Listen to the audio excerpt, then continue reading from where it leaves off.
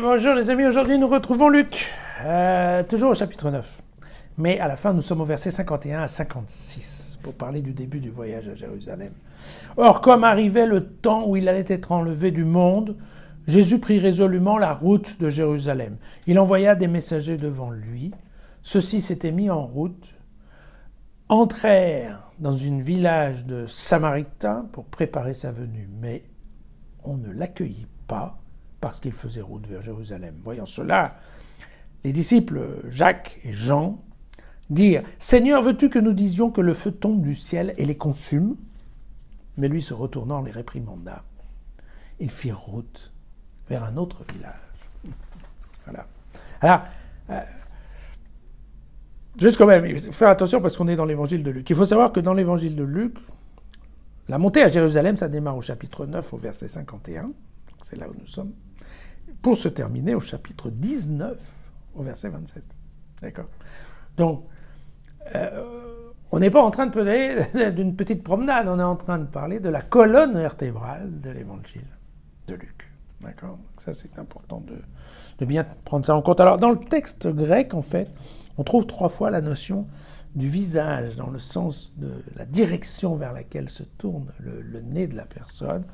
Et quand elle marche, et c'est donc en fait avec résolution. Hein, c'est ça ce qui sort, pas très bien dans la traduction, mais il y a cette idée que quand Jésus part vers Jérusalem, il sait où il va.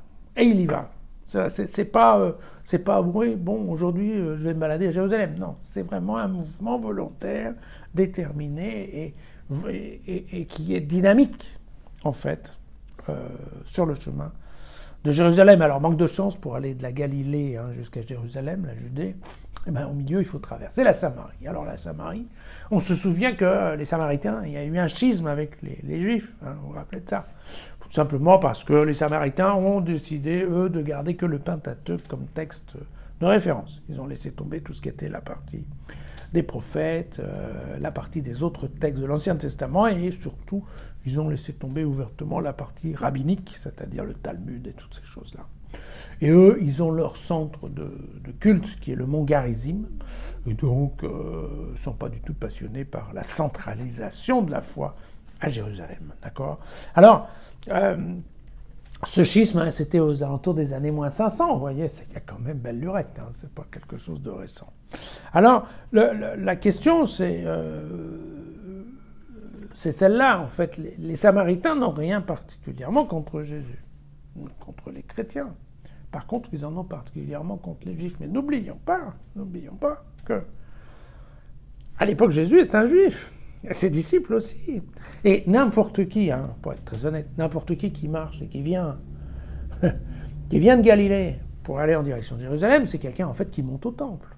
Donc c'est un Juif qui part en pèlerinage. Et donc ça, les Samaritains disent, ok, nous, on n'en veut pas. Passez votre chemin, au sens propre du terme. Et c'est exactement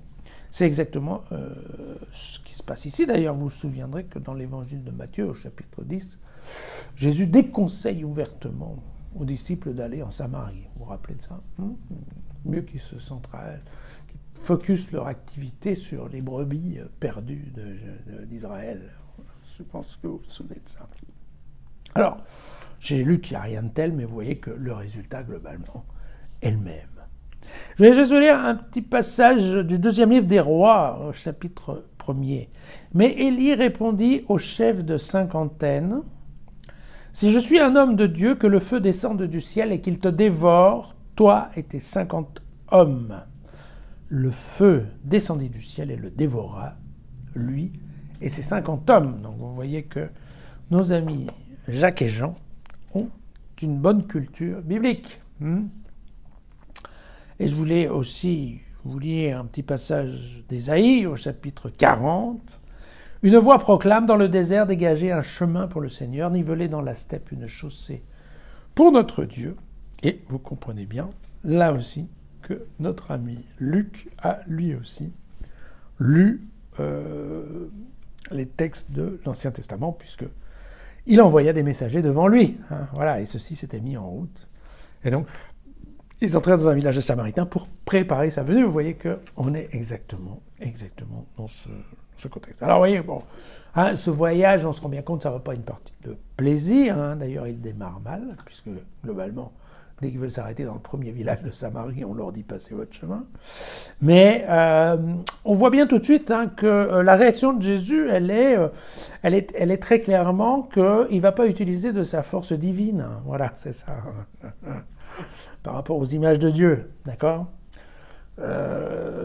Jésus, il va mollo. Il dit non, ben ok, ben on passe notre chemin, comme il l'a dit. Hein, d'ailleurs, vous secouez la sandale de vos pieds, puis vous continuez. D'ailleurs. Et donc, il n'y a pas de puissance divine. Jésus, il a choisi en fait hein, un comportement qui est un comportement de simple humanité. Hein, voilà. Voilà un petit détail. On peut s'amuser du changement de personne hein, dans le vocabulaire, puisque vous voyez qu'au début, Jésus, en fait, c'est Jésus qui... Jésus prit résolument la route de Jérusalem. On a l'impression qu'il est tout seul. Mais, en fait, au dernier verset, on nous dit bien « ils firent route » vers un autre village. Et donc là, nous sommes bien au pluriel. Voilà. Petite bizarrerie de vocabulaire. À demain.